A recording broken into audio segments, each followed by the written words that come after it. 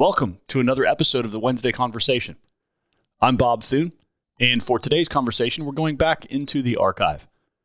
Occasionally, our schedules prevent us from recording a new episode, and so when that happens, we lean back into some older episodes that we think will still have relevance for Christians today. We have almost 500 episodes of this podcast in the books, and so we've got a lot to draw from. So because our schedules prevented us from recording a new conversation today, I want to invite you to go back into the archive with us and enjoy this episode from a few years back. Hello, everyone. Welcome to the Wednesday Conversation. I'm Mike Kresnick, and I'm here with Pastors Bob Thune and Dusty White from Coram Church and Pastor Chris Hemmelman of First City Church. Every Wednesday, we sit down to talk about how the gospel of Jesus Christ connects to the questions and issues of everyday life. And today, we're talking about taking church membership seriously. Seriously, guys. Seriously, we are talking about that. Chris, your church doesn't even have membership yet. I can't even be a member of First City Church. That's right. Yet. But you're about to roll it out? Yeah, we're this fall. That is what we are. Did I just steal the thunder? No, not at all. We're announcing on the podcast. Everyone, on the podcast, we just announced First City Church is going to have membership. No, we told people this was coming the end of June, so folks should know. But yeah, it's going to be exciting. We're going to do a 5-part series on our core convictions, and then we're going to start rolling through membership interviews and solidifying that. So it's going to be a busy fall. So let's be honest, this topic, taking church membership seriously, is sort of a plea on behalf of some pastors and church leaders to say, hey, if you're a church member, if you're a part of a local church, we want you to take that seriously. So this is sort of stirred up by a number of things. It's stirred up by the fact that we just had a great membership meeting a few weeks ago at Coram and brought in 35 or 36 new members. Stirred by the fact that First City's about to engage membership. And stirred by conversations we've had throughout this year of, for various reasons, people leaving churches or being confused about how to resolve questions or conflicts or challenges as church members. And so we just, the title of the podcast is Taking Church Membership Seriously. The takeaway is, please, listener, take church membership seriously. And we thought it'd be fun to bat around why this matters. Why do we care about something called church membership, and why, if I am a committed part of a local church, does that need to be more than just a I'm here until I decide not to be here sort of a thing? Because I think for a lot of Americans, guys, though we talk about church membership and say, look, it's not like being a member at Costco. It's not like being a member at 24 Hour Fitness. This is Jesus's church. There's a significance here. Man, I feel like a lot of people still treat it like being a member at 24 Hour Fitness, which is sort of like, hey, your equipment's getting kind of old and there's a new gym down the street, or, man, someone offended me. And, there's a transience and I think sometimes an informality with which we can take church membership that just leads it not to be a serious commitment before the Lord, but rather sort of a, things aren't really working out, or I don't feel good about things right now, or I'm upset about something, and so I'm going to sort of peace out. And we'd really like it to be different than that. I think that's, in the years I've been a pastor, that's sort of been a consistent. If you just ask, how does the culture that we live in affect how people see the church? This is one of the most dominant ways, is that people perceive church membership, no matter what you say, as sort of that kind of a thing, a voluntary association of, as long as it works for me, I'm in, and when it doesn't work for me, then I'm out. So yeah, Chris, I'm curious, from your end, you're getting ready to roll out church membership. Bob, Cormdale Church is 11 years old. We've been through a couple different membership covenants here at Cormdale Church. Why church membership, just even in general? So like, to kind of just get the conversation going here, what's the difference between becoming a church member versus just being around until I'm not? Well, here's my headspace right now with this. In some ways, these are things that I've even said on this podcast before, but in some ways there's a little bit different tweak to this. And you'll tell by my comments that I've been reading a lot of James K. Smith lately. Yes. He is occupying Dr. my brain James. right now. But He'll be here next year, by the way. We can tease that out. He's coming to Omaha next May. there you go. So we want to invite all of you to come be a part of it. So I'm thinking a lot about formation and this category of church membership as formation. Rather than church membership as something, what do I get out of church membership? So in the sense of why is church membership important? Well, there is a significant reality to the way God has ordered the church, and the intention of a community is to form you. And how you enter into that is really, in many ways, going to dictate your experience of it. Are you entering into it with this desire to, God, shape me, form me through the life of the community in ways that you intend? And so recognizing that in this world, there are forces, there are desires both within you and external trying to shape you and form you in a certain way, and that the church offers a counter formation. So you have to be careful with that language, because it can almost sound in some ways consumeristic, like, hey, I want to be formed this way rather than this way, so I need to go into the church. But inherent in that is to be formed in the way God has called you requires dying to self, loving others, serving. Like there's a self-giving piece to where you have to be committed. You have to be all in. So what I want to do, and what I'm trying to do at First City, as we're entering in the season of solidifying membership, is raising the level in the sense of like, hey, this is what God intends to do. He's the primary actor here. A couple Sundays ago, I preached a sermon on the importance of Sunday worship and reframing it like God is the primary actor on Sundays. What does that mean for you coming on Sundays? And so the similar thing, like God is active in his church. His Spirit is present in his church in a way that is unique to anywhere else in the world. And so what does that mean for us to be engaged in that? And if you are outside of a local church, if you're not a member, then what are you missing? What ways are you missing on formation? So that's kind of where I'm framing it at this point. As you say that, the phrase that always comes to my mind when we think about church membership makes me think of my friend Will Walker, who always used to say, you grow out of commitment, not into it. And he said that a lot when he taught about marriage, but also when he talked about church and gospel community. You grow out of commitment, not into it. So you first commit to something, and that has a way of forming and shaping you. And as Americans, we are commitment averse, and we want to keep our options open. And so we tend to avoid commitments that we know are going to cost us something. We know that sort of lock us into some group of relationships, or some, even an institution, or a place like the church. And in reality, commitment is very much the thing that we need in order to form and shape us into the kinds of people who can be faithful over time, who aren't pulled around by the next best thing, who can persist through seasons that are really great and seasons that aren't so great, that can learn to, cultivate relationships that go beyond just, this person's interesting to me right now. And so like marriage, church membership is a commitment that I think is deeply formative. So, Chris, you just mentioned before that if you're a Christian and you're not a member of a church, you're missing out on something. You even alluded to you're missing out on a serious form of formation that needs to happen in the Christian believer's life. What is not being formed if they're not committed to a local church through membership? Yeah, and this is I think in some ways this is a tough, somewhat gray area, because you can have people functioning as a member in all the ways that members should, and it not be on a piece of paper, or it not be formalized.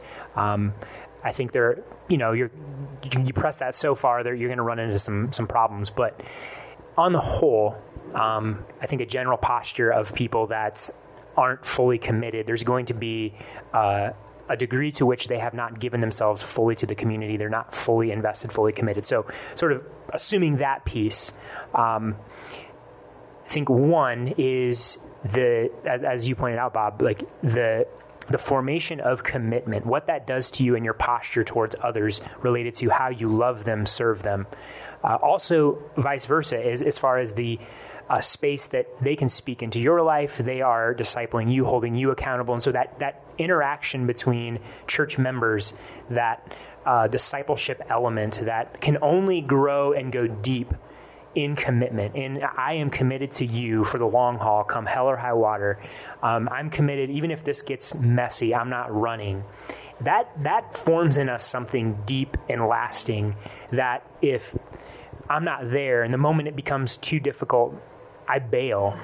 So you're missing that piece. I think you're also missing an important element of even ownership shaping just church-wide. So if I'm fully invested in a church and something whether it be from a leadership or some aspect of ministry that I have issues with, rather than, see ya, I'm out of here. It's, no, what does it look like for me to enter into that and actually come alongside leadership, come alongside others and help shape and minister and grow that thing? That's formative too. So what I hear you guys saying is, if you just look at our title of our conversation here today, taking church membership seriously is saying that there's a lot of people that don't take it seriously. There's a lot of people who aren't committed to their church through thick and thin, for better, for worse, through sickness and health. They just bail when things get tough, and that's the problem here. Well, and look, Americans are deeply consumeristic, and that, like, we need to own the fact that shapes how we think about commitment, and that commitment. If you look at the divorce rate, right, it's pretty obvious that commitment is not something that Americans value. We value, as soon as things get hard, what other options do I have? How can I get out of this? How can I bail on this? And so that certainly plays into our understanding of the church.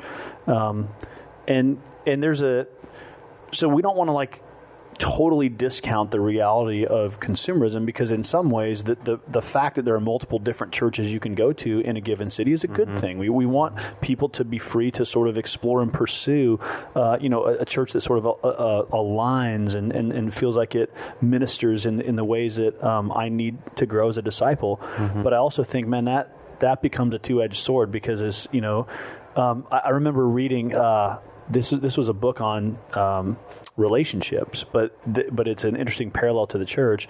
This guy was talking to a buddy at work, and he said that online dating makes him unable to commit, because he's always thinking, well, maybe there's somebody else out. Like, if I commit to this person, there might be somebody else tomorrow that's better for me. And so that the multiplicity of options actually reduced his ability to commit rather than making it easier. And I think we make the same mistake. We sort of think, well, since there's so many churches, it'll be really easy for me to find one to commit to.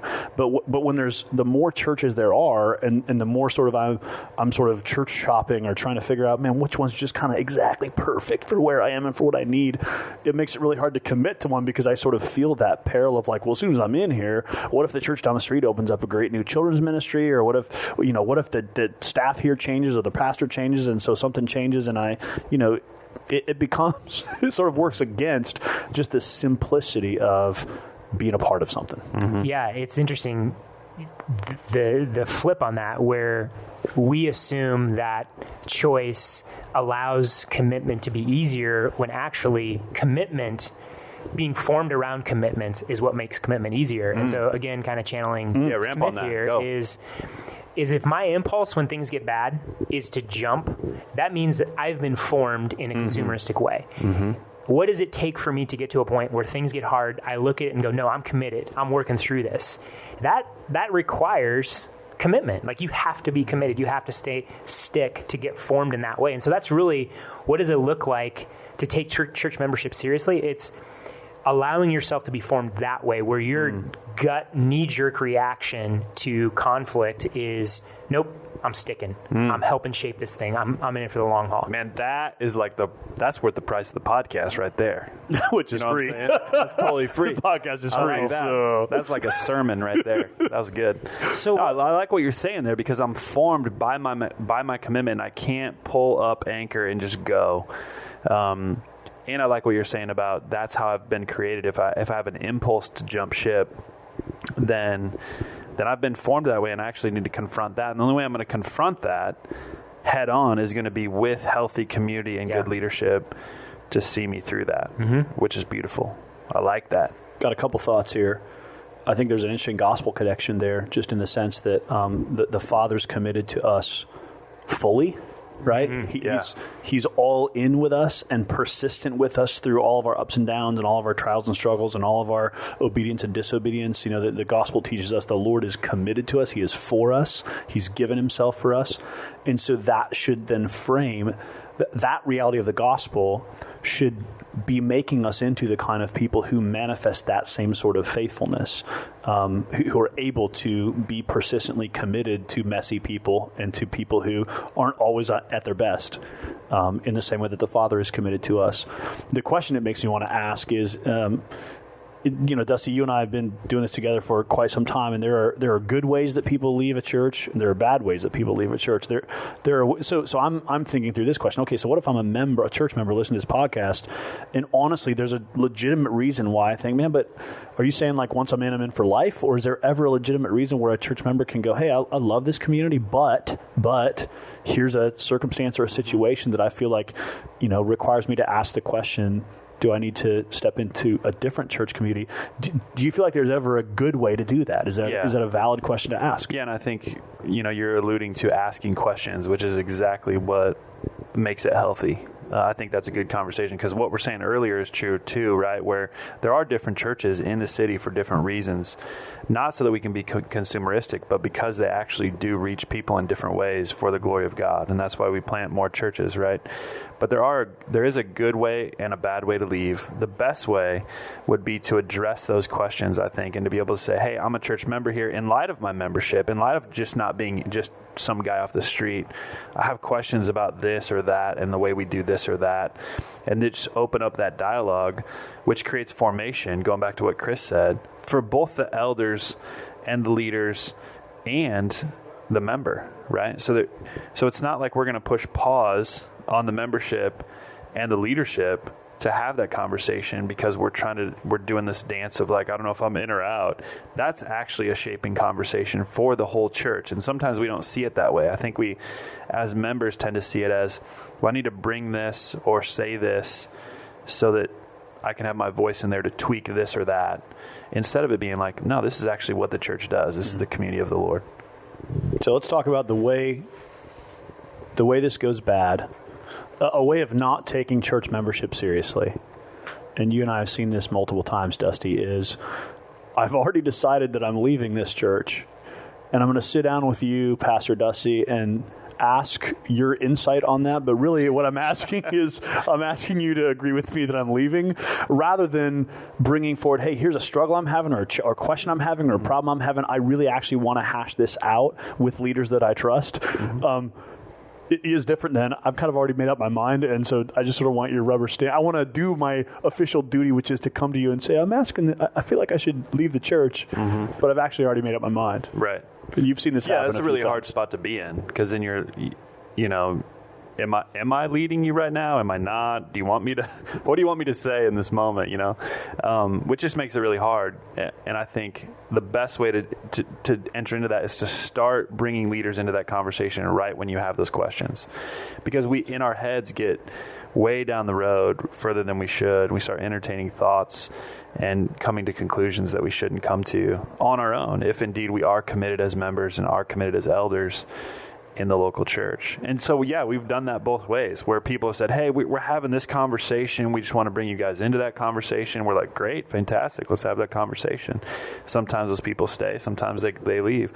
But it is one thing to just receive the message or receive the conversation. You're like, well, I'm handing this to you. Am I buying much or are you buying? I mean, I'm not sure what's going on.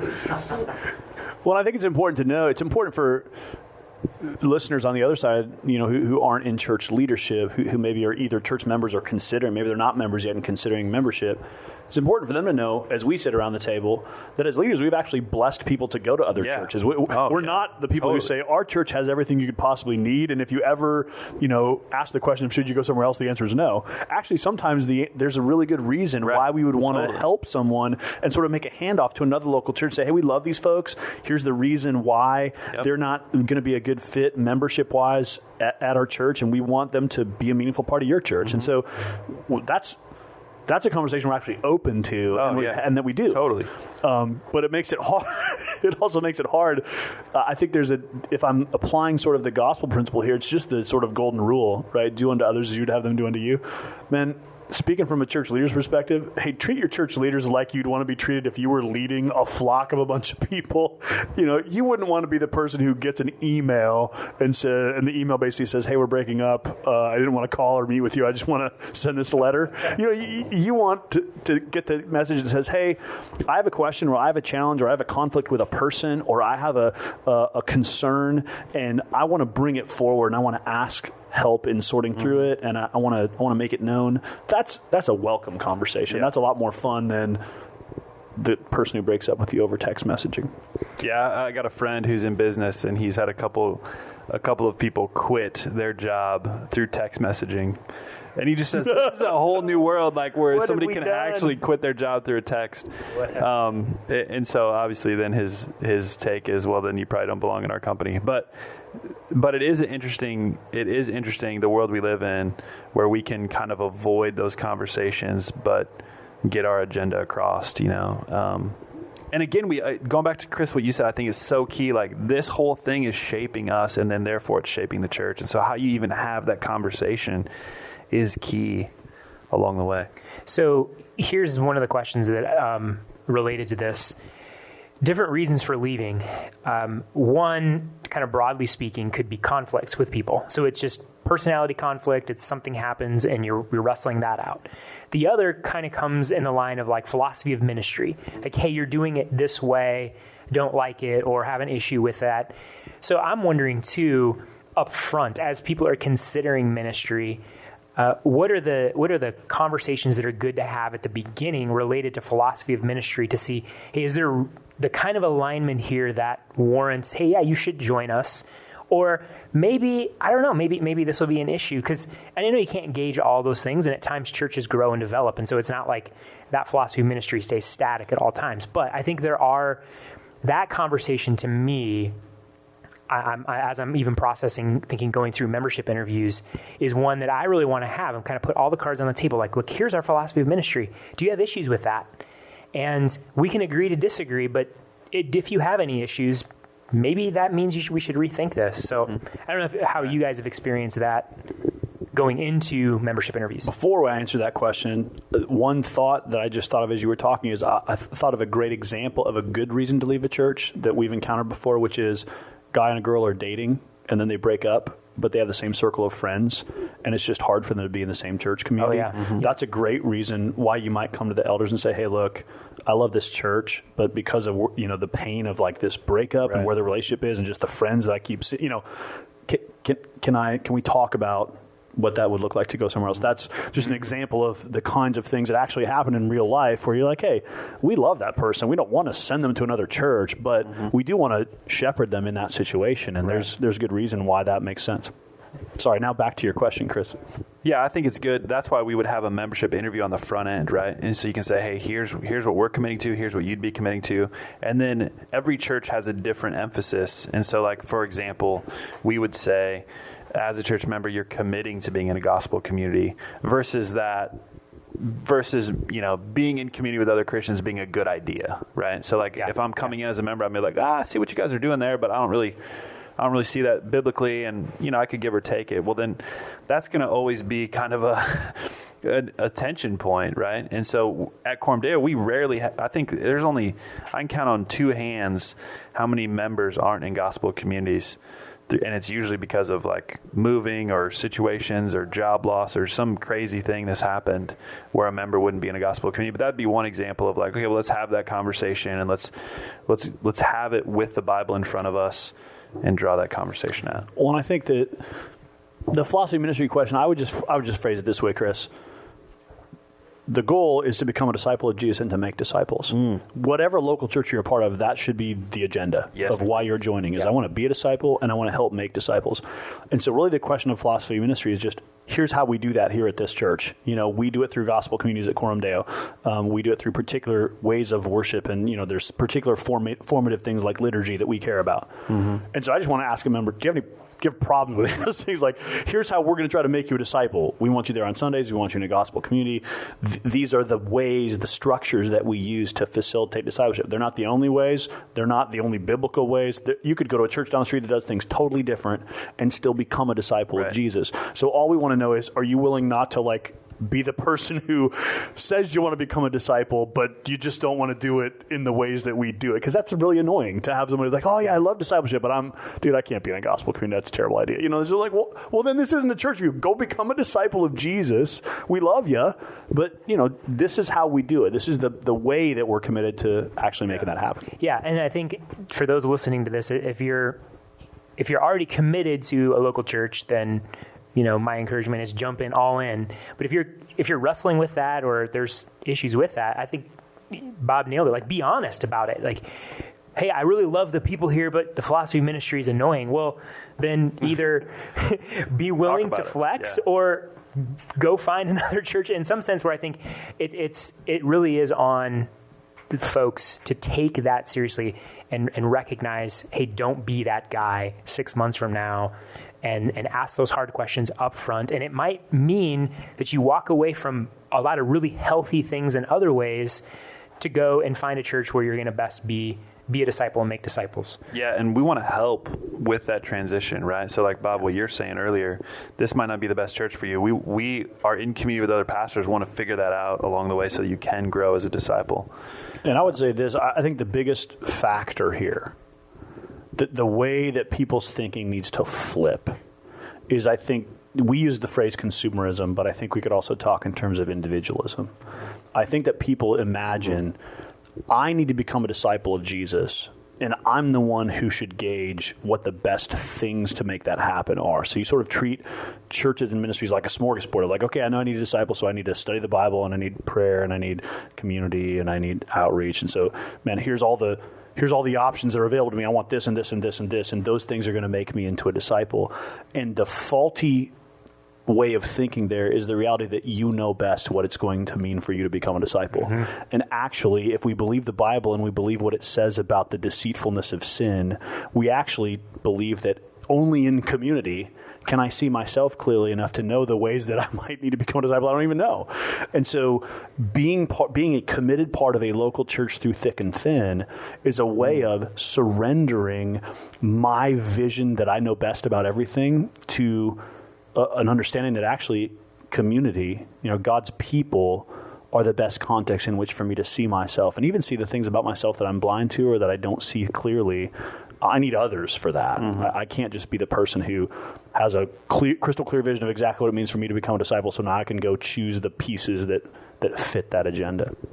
It's interesting to just sit back and reflect on the beginnings of Cormdale Church and the beginnings of First City Church, and how you have, Chris, some of the very same people at First City that started this church 10 years ago. Mm-hmm.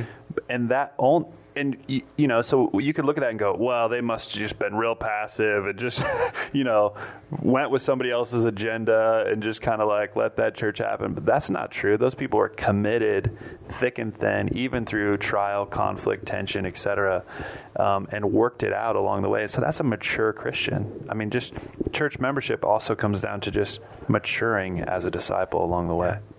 All right, so guys, let's close it out with just what are some practical ways of taking church membership seriously? If what we're trying to put on the radar here is, hey, we should take church membership seriously, how's that going to play out? We've said, the reality of commitment, the reality of working through conflict. We've mentioned some of these things intuitively, but what are 2 or 3 maybe clear, practical, here's how that looks in practice? Yeah, one quick thing that comes to mind right away is I often have the conversation with people who have just been hurt by church, burned by church, have a certain flavor of church that they've been to, and they're like, I'm not sure if I can get into commitment because I've seen shady leadership, I've seen commitment go wrong.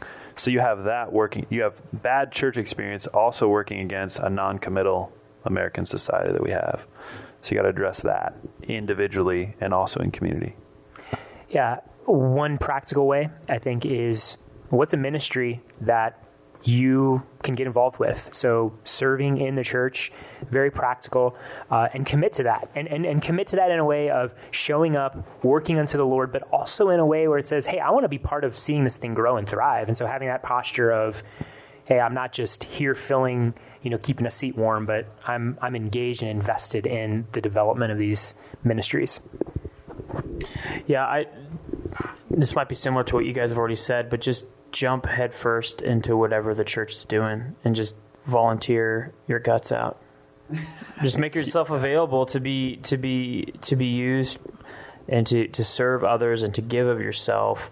And if you got to pull back, because you have limits, fine. But just give yourself to the mission of your local church and champion the gospel. So if you're a listener, want to invite you, if you're a church member, man, live into that commitment. And if you're listening and you're not yet a committed member of a local church, Would you see this as an invitation to pursue that, to take the next step toward that process at your particular local church? Jesus doesn't want you to sit on the sidelines, doesn't want you to be individualistic or consumeristic, but wants to shape you through the commitment and involvement in a particular messy local church full of sinful people who are going to be complex in their own ways. The goal of this podcast is to equip our own church for discipleship and mission. So if you're a Christian or church leader in another context, we thank you for listening in, and we pray that the things that we've talked about might also be helpful to you as you minister in your own context. Please join the conversation by shooting us an email. Wait, we have an email? Yeah, fresh off the press. podcast@cdomaha.com. We'll get in touch with you if you get in touch with us, and we'll talk to you again next week on the Wednesday Conversation.